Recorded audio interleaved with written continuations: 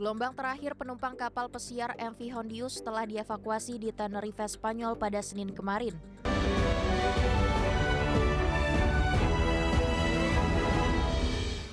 Pemirsa, seluruh penumpang kapal pesiar MV Hondius telah usai dievakuasi pada Senin kemarin, usai menjalani masa karantina penyebaran hantavirus. Puluhan penumpang kapal pesiar itu telah menjalani pemeriksaan medis serta repatriasi.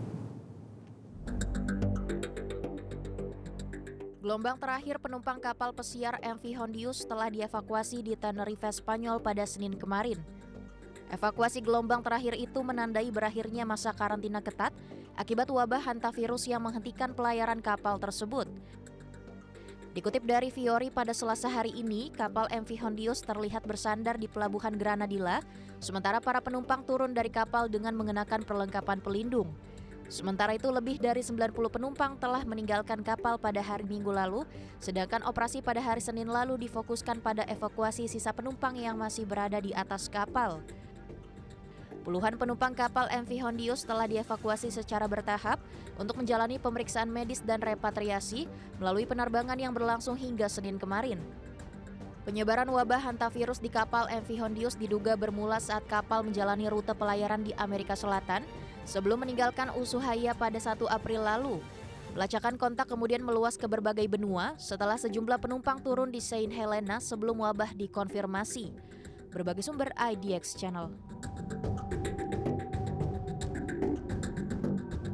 Pemirsa, Presiden Amerika Serikat Donald Trump menolak mentah-mentah proposal balasan Iran untuk mengakhiri konflik yang melibatkan Amerika Serikat.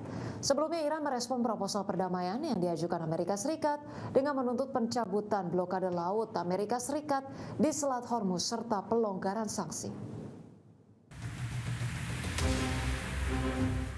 Presiden Amerika Serikat Donald Trump menyebut gencatan senjata antara Amerika Serikat dengan Iran kini tengah memasuki masa kritis. Hal itu dinyatakan Trump usai menolak proposal perdamaian terbaru dari Iran untuk pengakhiran perang. Sebelumnya, Iran merespon proposal perdamaian yang diajukan Amerika Serikat pada Minggu lalu dengan menuntut pencabutan blokade laut Amerika Serikat di Selat Hormuz serta pelonggaran sanksi. Di saat yang sama, Iran juga bersikeras untuk tetap memegang kendali atas lalu lintas di Selat Hormuz. Perkembangan ini menandai kegagalan terbaru Trump dalam merancang resolusi untuk perang yang telah berlangsung selama 10 pekan tersebut. Adapun konflik antara Amerika Serikat dengan Iran juga telah memicu krisis energi di tingkat global dan terus menimbulkan risiko politik domestik yang besar bagi Trump dan Partai Republik. Sejumlah sumber menyebut saat ini terdapat beberapa kelompok di dalam pemerintahan Amerika Serikat di mana sebagian mendukung pendekatan keras dengan mengusulkan pengeboman terarah secara berkelanjutan terhadap Iran untuk melemahkan posisi Teheran, sementara kelompok lain tetap mendorong cara diplomatik untuk menyelesaikan konflik. Berbagi sumber IDX Channel.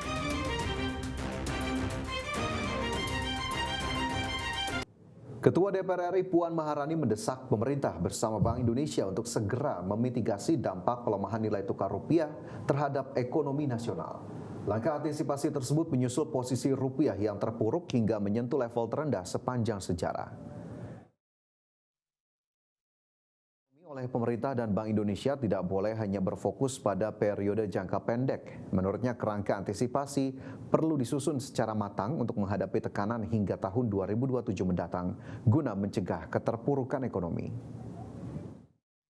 Ya, tentu saja kita akan meminta kepada pemerintah dan stakeholder yang ada untuk mengantisipasi hal tersebut, dan pada sidang ke depan ini DPR juga akan masuk dalam pembahasan KPKF, yaitu APBN 2027. Karena itu juga termasuk dalam mengantisipasi APBN dan fiskal yang akan datang. Bagaimana dengan situasi global ini, kan juga bukan hanya Indonesia, ini terkait dengan situasi global, apa yang akan dilakukan oleh pemerintah termasuk dengan BI.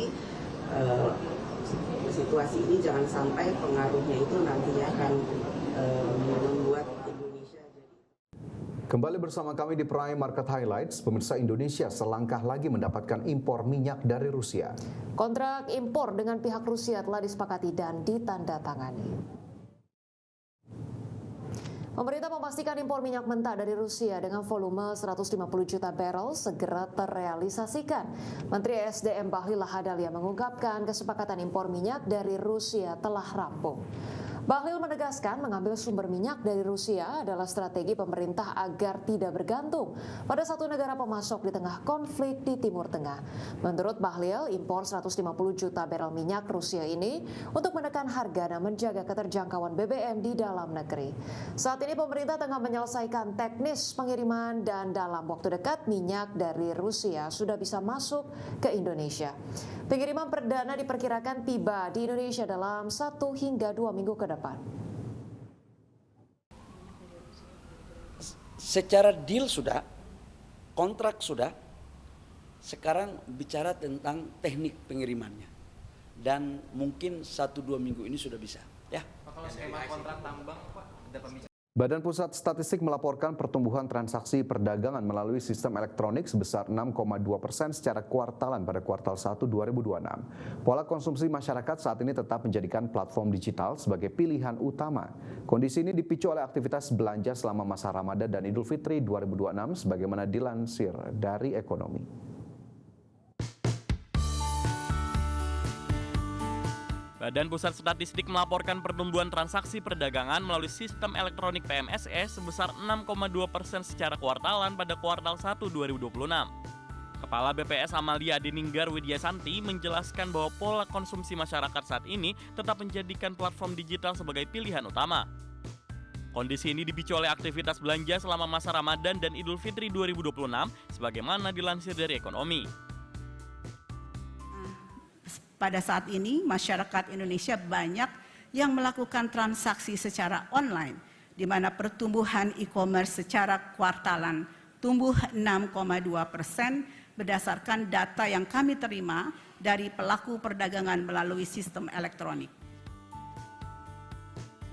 Data survei menunjukkan bahwa platform online mendominasi preferensi tempat belanja masyarakat dengan persentase mencapai 41% pada periode Ramadan 2026. Angka tersebut jauh melampaui pasar lokal yang berada di level 2-3% serta toko fisik atau mall yang hanya mencatatkan 13%. Ke situs web perdagangan elektronik utama terpantau mengalami lonjakan drastis pada Maret 2026. Fenomena ini berjalan beriringan dengan perayaan Hari Besar Keagamaan yang mendorong peningkatan trafik pada berbagai platform besar di Indonesia. Tim Liputan, IDX Channel. Presiden Amerika Serikat Donald Trump telah bertolak menuju China dan dijadwalkan bertemu dengan Presiden Xi Jinping pada pekan ini. Kunjungan ke China kali ini akan menjadi kunjungan pertama Trump dalam jabatan periode kedua sebagai Presiden Amerika Serikat. Presiden Amerika Serikat Donald Trump pada Senin kemarin waktu setempat memulai perjalanan kenegaraan ke China dan dijadwalkan untuk bertemu dengan Presiden China Xi Jinping. Sebelumnya, pemerintah China memastikan Presiden Xi Jinping akan menerima kunjungan Trump pada pekan ini. Kementerian Luar Negeri China mengonfirmasi pertemuan dua kepala negara tersebut menurut rencana akan digelar antara hari Rabu hingga Jumat pekan ini. Sebelumnya, Trump dijadwalkan untuk bertemu dengan Xi Jinping pada akhir Maret atau akhir April lalu. Namun rencana tersebut tertunda akibat meningkatnya konflik geopolitik di Timur Tengah pasca serangan Amerika Serikat ke Iran pada akhir Februari lalu. Kunjungan ke China kali ini akan menjadi kunjungan pertama Trump dalam jabatan periode kedua sebagai Presiden Amerika Serikat, di mana sebelumnya Trump pernah melawat ke China bertemu Xi pada 2017 lalu. Pertemuan Trump dan Xi Jinping menjadi penting untuk saat ini karena Amerika Serikat dan China adalah dua negara dengan ekonomi terbesar di dunia. Dan setiap perubahan hubungan keduanya bisa ikut memengaruhi perdagangan global, rantai pasok, harga komoditas, arus investasi hingga pasar keuangan. Berbagai sumber IDX Channel.